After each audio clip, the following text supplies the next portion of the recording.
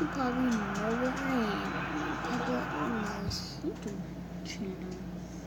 And I'm going to be acting to some Minecraft videos. But these are not going to be Minecraft. These are my favorite. I'm going to judge my YouTube channel. What about that?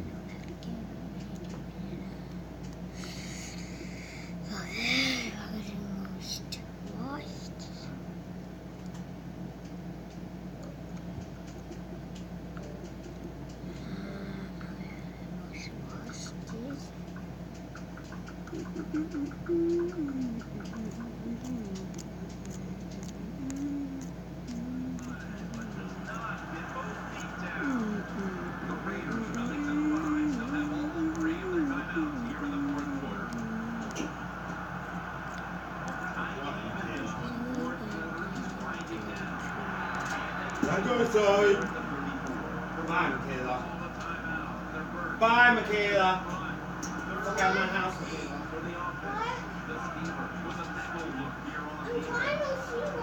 Funny video.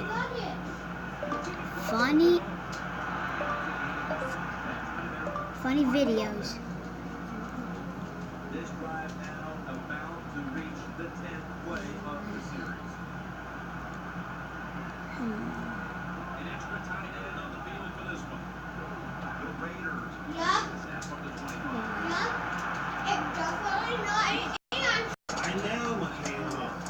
Averaging about 4 yards per carry. Marches down the field and taking the time. Well, how many yards we narrow down the lane? It doesn't matter what day and what time. This way back is looking again. Decent time again.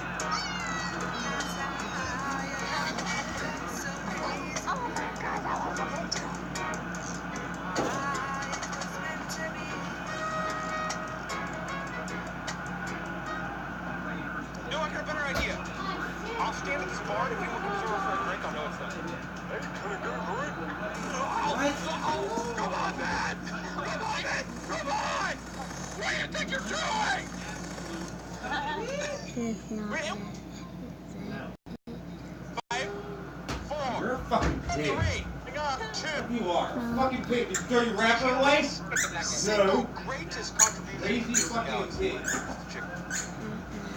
Think I'm safe.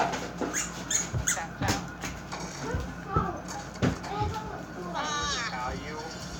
That night was the one behind the base. Hey, guess what? Guess who's... Maxwell, please put me out of my misery. Thank you. No. You have a severe medical condition at any time. Your skin touches a button. No, listen to me and focus. Okay, what I meant to say was anytime your skin touches a toilet.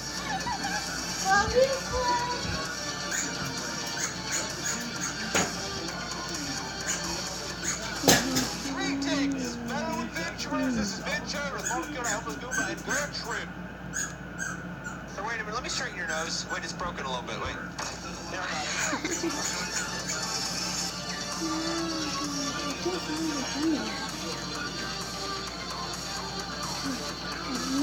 Greetings, fellow adventurers. This is Venturian with Homeless Goomba, and today we are somewhere in the lands of Skyrim. But apparently it's... Oh, the dinosaur was killed by a television!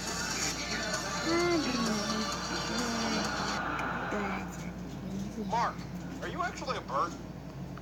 Now I'm starting to think I'm like part dog. Look, I can sprint. Watch. Military sprint. Activate.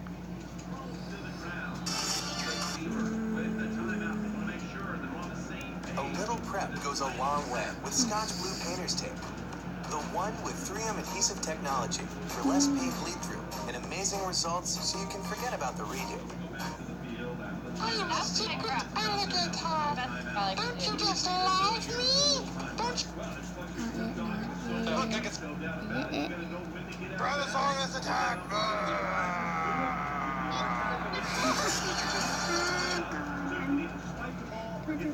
teenager tries to send a friend invite. Oh, it is rejected. And the team. EA Sports, Jim Nance saying so long for now. No way! Greetings, fellow adventurers. This is Ventura to the Motor. You go out there, you face that dragon. No! Because honestly, the dragon has less chance of killing you right now than I do. Paranormal.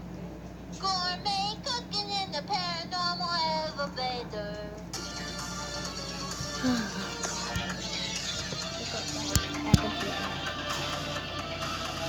Greetings, fellow adventurers. This is Papa Akachala with my daughter Sally. And this time, Bethany, instead of Sierra, is doing Sally's voice. Hello. So, I apologize ahead of time for any inconveniences to your ears from hearing this. So, Mortal Kyodai is not Sally in this video. Just FYI, warning you now, take the earbuds out. Papa. Papa. Alright, Sally. This right here is actually a very intelligent video, so basically... I was trying to run away.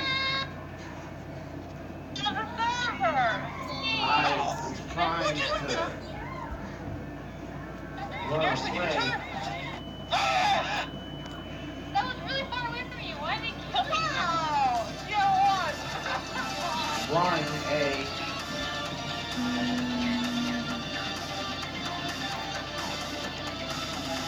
Greetings, fellow adventurers. This is Ben Jordan with the Mortal Kyodai, Homeless Goomba, and Bethany Fry.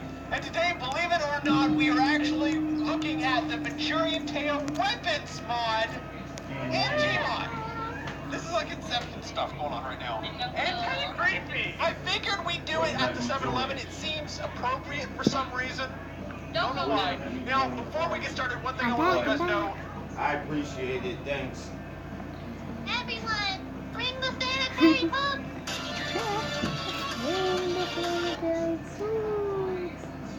Oh, watch this. I'm Sherlocking. I'm Sherlock. Oh, yeah, it's gonna be sideways. It's a little thing. Yeah, it's too. Wildlife rescue workers trust Dawn because it's tough on grease, yet gentle. What kind of horrible monster have you created?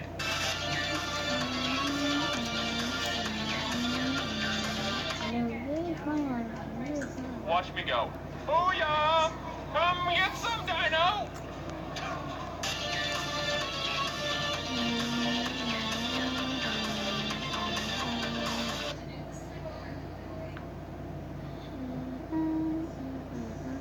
We set up camp, had some beers, and made chili from scratch. By this time, it was probably around 11 p.m. As we were eating, we noticed a faint glow from the other side of a nearby hill.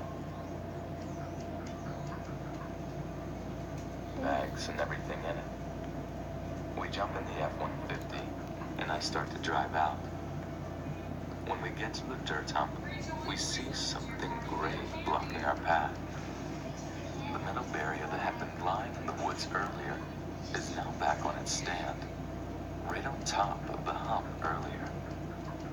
By this point, all of us had sobered up to the situation. No one wants to get out of the car and try to move the barrier. I had a metal guard in front of the F-150, so I drive forward slowly, tapping the metal barrier with the front of my truck. It falls right off.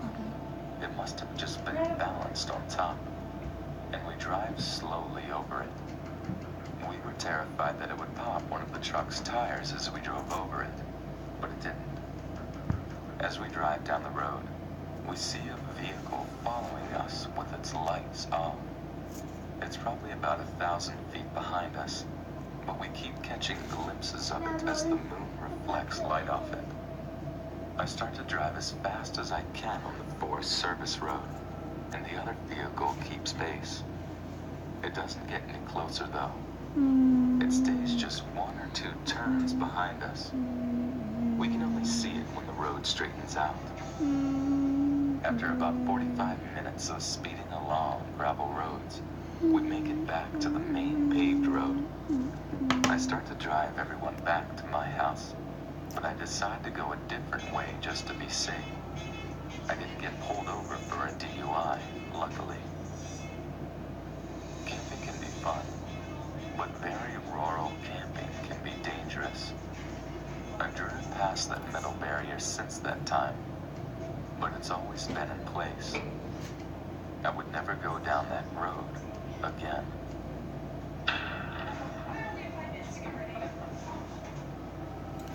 For reference, I was a 19-year-old female at the time. Still female, of course, just a little older. I love camping. Anytime my friends and I came home from college, we would load up our cooler and beer, grab some gear, and go screw around outside. Unfortunately, when I was actually at school, none of my sorority sisters or other friends ever wanted to go with me, so I would often suffer withdrawals from camping. One day, the weather was way too nice to waste, so I grabbed some of my gear, hopped in a car I borrowed from a buddy, and drove to a spot that was secluded, yet within a safe distance to civilization, that I could run and get help. Camping also creeps me out sometimes, but that creepy feeling is also somewhat of a pulse for me. It's the same reason that people read these stories. It's fun to be scared. So I make a little camp and get a fire going. I hadn't brought all that much to eat, but I was enjoying myself. Reading and looking around the area, that sort of thing. I got the feeling I was being watched, and I stopped dead in my tracks. I hear a twig crunch over to my right, then see a doe bolt from 100 feet or so in front of me. I laughed at myself and went back to the camp with an armful of wood I had gathered. I kept freaking myself out, hearing sounds just outside of the ring of light casted by the fire. I always get inside my head, so I shrugged it off and kept whittling at the stick I had been messing with. Around 1, I decided to go into my tent and snuff out the I wanted lantern. to ask you, I had been slamming beer in the most unladylike fashion and smoking cheap cigars. Another reason I like camping, I can't act however I want. So I passed out relatively quick. About 2 a.m., I start hearing footsteps.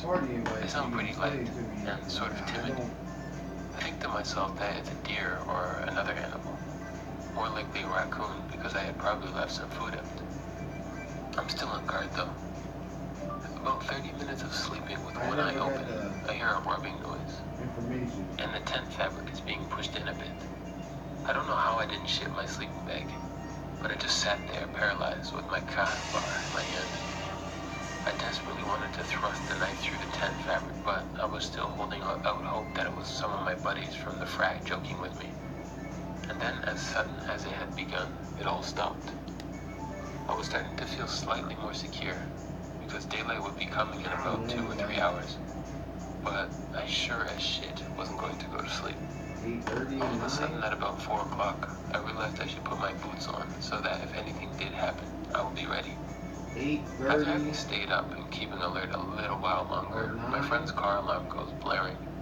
I freak the fuck out and run out of the tent.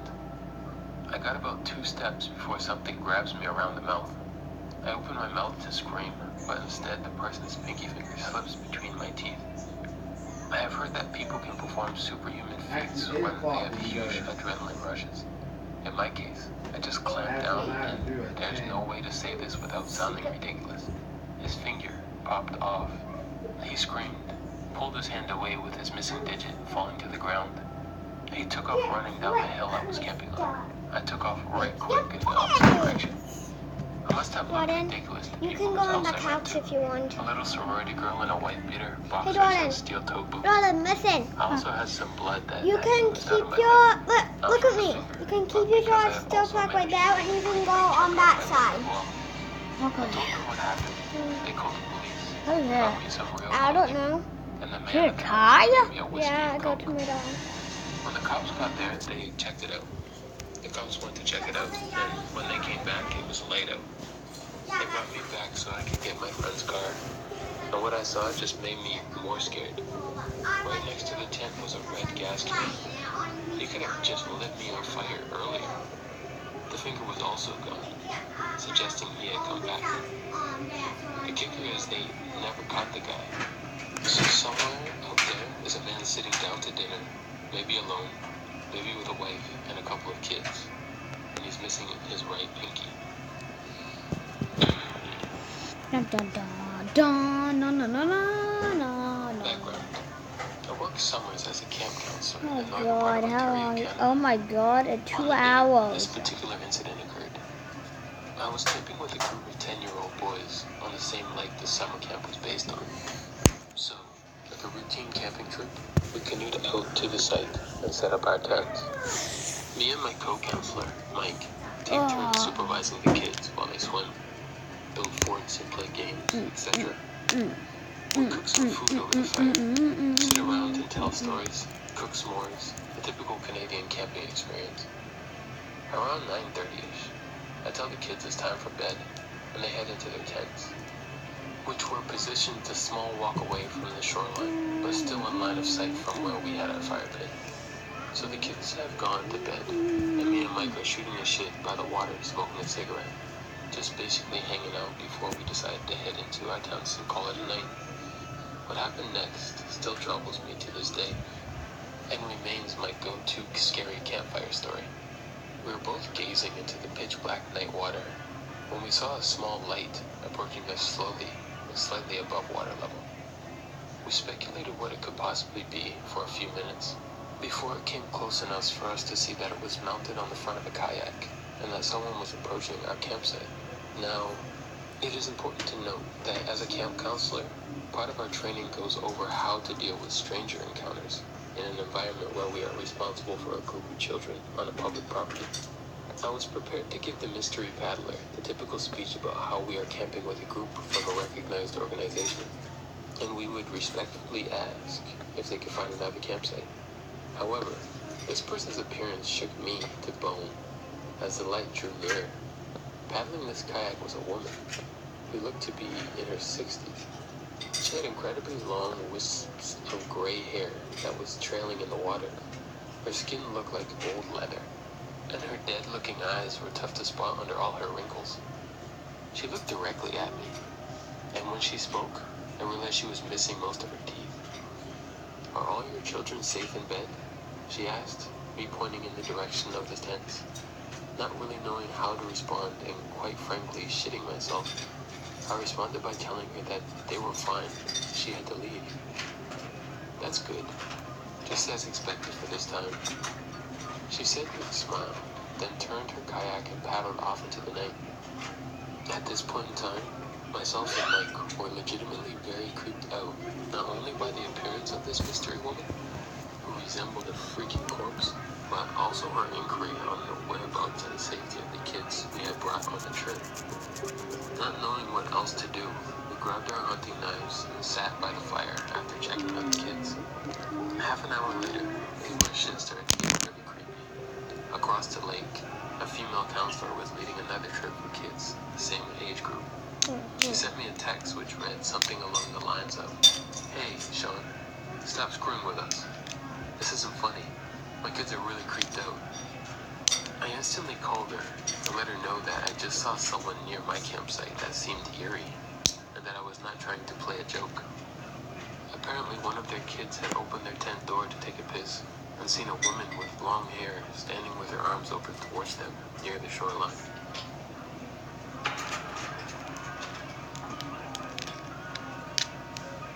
In May 2009, I had just broken up with my girlfriend of almost 3 years. We had moved from Oh Calgary God, to it really is Toronto, like 2 hours, and we're still guys. stuck living together after the breakup, as we didn't know many people in the city yet. Needless to say, the situation was pretty stressful and upsetting. So anybody who was going to school with at the time suggested a weekend camping/fishing trip. I jumped at the chance. Hey guys, He grew up in an area won't about an believe we hour just outside bought of on Toronto like called Flamborough. Bobby. It's really I beautiful. stay up. Loads of lush forest, I know the farmers' time fields, is and small clear, rivers and creeks. clear, We decided to clear, camp and clear. fish along a creek called Grindstone Creek. 3 o'clock. It's close to some wetlands, Clock. and the fishing is supposed to be 45. great. We ended up setting up our camp in what was probably a farmer's field. I'm guessing it was trespassing on our part, bordered by a gorgeous forest. We spent the evening fishing, shooting the shit, and drinking some quality craft beers. As it got darker, we made a little fire and roasted potatoes and hot dogs. All in all, it was a really good night. We turned in just after midnight, and we shared a tent. My buddy fell asleep before me, and I stayed up playing on my phone until probably about 1:30. I must have drifted off, because the next thing I remember was being woken up by a high-pitched yipping type noise. Yep, yep, I was kind of groggy, yep, and it took me a yep, moment to fully wake yep, up. yep, yep, The yep, yep, yipping yep, was yep, incessant, and it sounded like a weird coyote. yep, yep, I yep, lay there for a moment yep. listening, and then started playing on my phone again, and the noise was annoying as hell. Oh. I tried ignoring it, but it sounded like it was getting closer. Finally, it sounded like it had to be no more than 10 feet from the tent. At this point, I was getting a little unsettled. I had seen coyotes in Calgary before, and I thought of them as pretty harmless. They never looked much bigger than a smallish dog. But what if this one was rabid or something? What if it could smell our food? I have a pretty bad anxiety disorder, so I'm prone to worrying about these types of things. I nudged my buddy to see if he was awake, and he was. The noise woke him up too. We discussed what to do about the coyote, and as we hadn't brought anything to scare off critters, not a BB gun, nothing. Finally, he decided he would shine the flashlight on it and holler a lot, hopefully scaring him off. He unzipped the tent, and I watched him pointing the flashlight out into the darkness. I'll never forget what happened next. His leg suddenly went all wobbly, and he sort of stumbled backwards into the tent. He had a really dumbfounded look on his face when he looked at me and babbled. It's not a coyote. It's a dude. It's some weird dude. Normally, I would have thought he was messing with me. I'm a huge wimp and scared easily. I won't even watch horror movies. But I've never seen someone that looked that scared. And I never want to see that expression on someone's face again. So I knew he wasn't pulling my leg. The weird yipping and howling type noises were still going on. And in retrospect, it really didn't sound like a coyote. But I guess in our groggy states, it was a way for our brains to make sense of it. Anyways, he kept telling me to just look out the tent flap, to make sure he's not crazy. At this point, I was having a full-blown anxiety attack. My heart was racing. Ooh. I felt like shit, but I had to look. So I slowly peeked out the flap and waited for my eyes to adjust. And that's when I saw him. He was standing only a few arms' lengths away from the tent. He was swaying a little and wearing a baseball cap. What made it awful, though, what was really creepy, was that he was wearing women's lingerie. That's when I knew there was most likely something very wrong with this guy. If the making high-pitched noises at strangers' tents in the middle of the night didn't give it away. After I pulled my head back inside the tent, my buddy and I discussed what to do. Finally, we decided to yell at the guy to fuck off. My buddy started yelling, "Excuse me, can you fuck off? We're trying to sleep in here." The noise stopped. It was dead silent. And that's when we heard footsteps running towards our tent. They stopped right outside the tent, but we didn't waste any time, and we started yelling again. "Seriously, fuck off. We have a cell phone here, and if you don't fuck off, we're going to call the cops." With that, we heard him walk by the tent and head off. It sounded like he was moving towards the road. Yeah. I'm not gonna tell you it Needless to video say, not we kid laid friendly. awake, petrified until the first sight of sunlight. Then we hightailed it the hell out of there. We discussed our experience on the way home, and we're both pretty embarrassed about how scared we got. It definitely was not manly on either of our parts. And I think because we were both ashamed of how we let some weirdo freak us out so much. really haven't ever talked about that day since.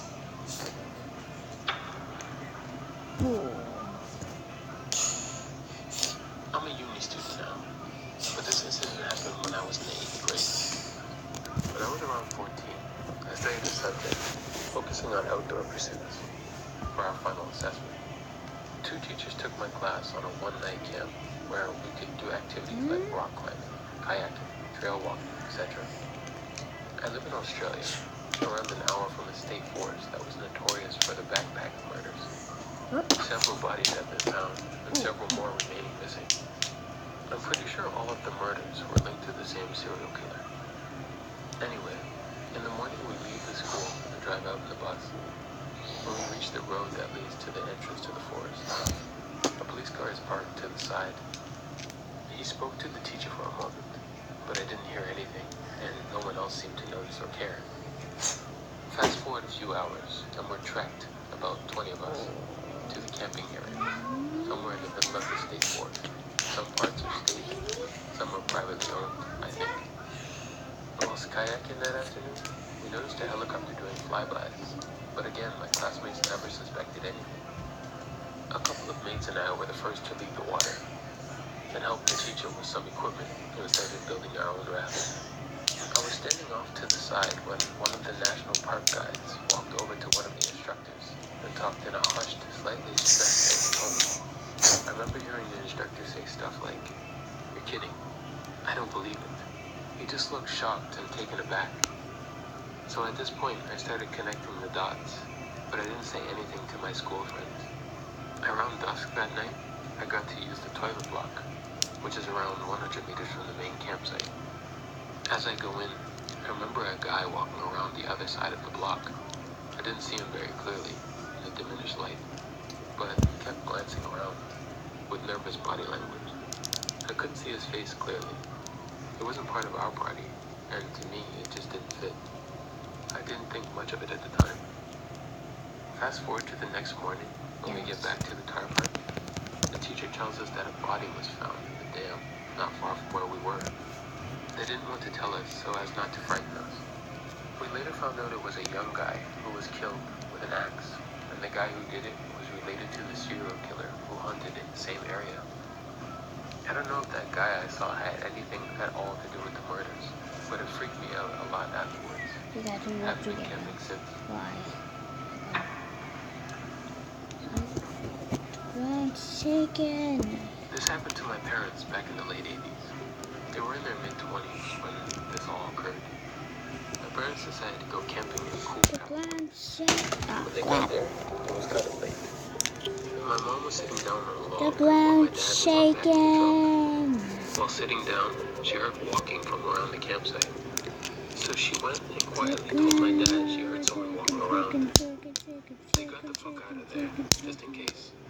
They drove about 3 miles down the road with their headlights off so they wouldn't be followed. Oh, Once they got there, time they set up to camp and battle. began to drink their asses off while listening to a boxing match on the radio. Eventually, they settled in for the night. Now, they don't know for sure that this next event is connected to the first, but they believe it is. So they settled in, and my dad was asleep far before my mom. My mom was in the halfway state where they're halfway awake and halfway asleep. Suddenly, she heard the footsteps outside the tent. She abruptly snapped back to consciousness and listened. She tried waking my dad, but he was way too out of it. She listened for what seemed like hours, when suddenly she hears, in the creepiest voice you could probably ever imagine, say, "Here I am. I'm going to kill you." While saying this, the man what she believes to be a knife along the tent. She could hear him walking and dragging the knife. She was literally frozen. She couldn't say anything or move. With her mouth agape, she finally snapped out of it and screamed, "Jim, grab the shotgun, kill that son of a bitch." With that, my dad finally awoke. They heard snapping in twigs and footsteps, and heard the guy running away. Of course, my parents didn't have a shotgun. It was a huge bluff that actually worked. My dad got up seconds later and began to run after him, but he was long gone. After that, my parents decided they were going to get the fuck out of there before anything else happened. When they saw their tires were slashed, they were in the middle of nowhere and no way out with a maniac that wanted to kill them. They actually tried blowing up their tires with one of those things you use to blow up rafts. Obviously, that didn't work, but they had to try, right? About an hour or so later, a ranger that was patrolling the area came along to help them out.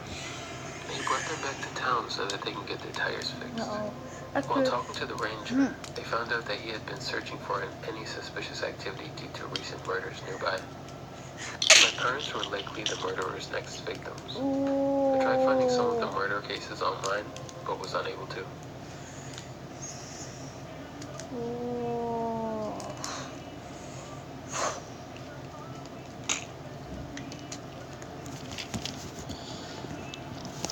My mother recently told me this story.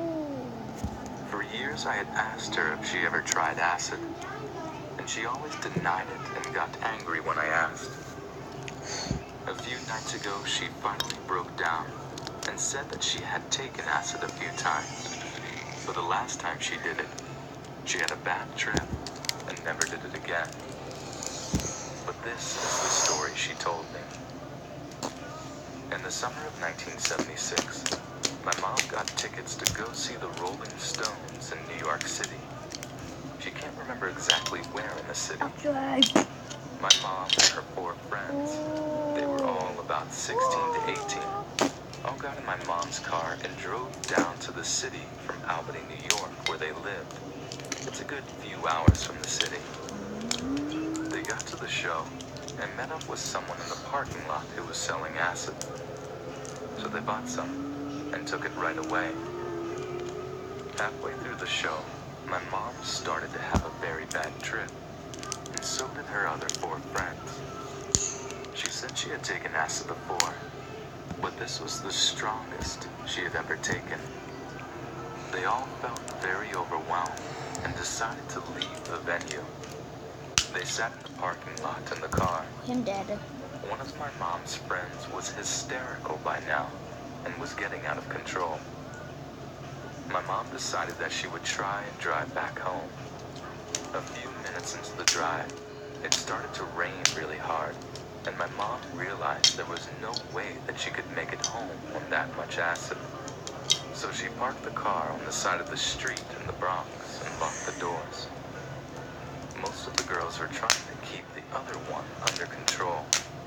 So my mom just curled up into a ball in the front seat and was trying to wait it out. An hour goes by, and the acid just seems to grow stronger. When she hears a knock on the window, she looks up to see a man knocking on her window and says, "Please let me in the car. It's raining out here. Let me sit in there till it stops." My mom was really confused and asked, Are you real? And she turned to her friends and asked, "Is this guy really here?" All the girls agreed that he was actually there, and they decided to let him in. 1970s was a different time. My mom goes to unlock it, but is having trouble. It's dark, and she's on a head full of acid. The guy starts to pound very heavily on the window now, shouting, "Let me in, you fucking whores." My mom is still trying to open the car door, but just can't do it, and starts to cry. She looks up at the man, and the thought crossed her mind, "That's an ugly fat fucker." She says, I can't open the door." And the guy looks behind him and darts away. Another car was coming in their direction. My mom and her friends stayed in the car that night when it finally wore off, and they drove home the next morning. About a year later, my mother was working in a restaurant as a waitress, and a news break comes over the television. She had heard about the recent serial killer on the loose in New York City that has been going on since the summer before.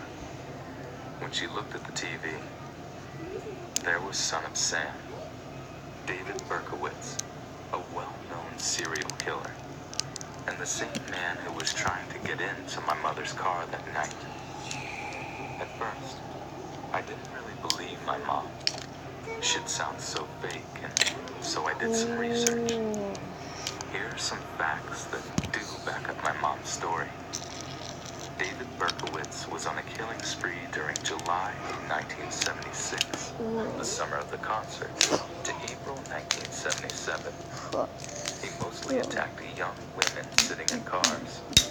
He preferred his victims to have long, dark, wavy hair, which my mother and her 2 other friends had. In the summer of July, August, and September of 1976, David mostly killed in Queens and Bronx.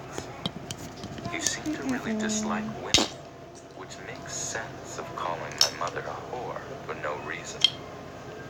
I wonder why he didn't just shoot through the window. But my guess was since there was 5 girls, he may not have realized that at first, since 4 of them were crouched in the back, he wouldn't be able to kill all of them. So if my mom hadn't been having a bad trip on acid, she would have opened that door and, well, I don't want to think about that. Thank God for acid.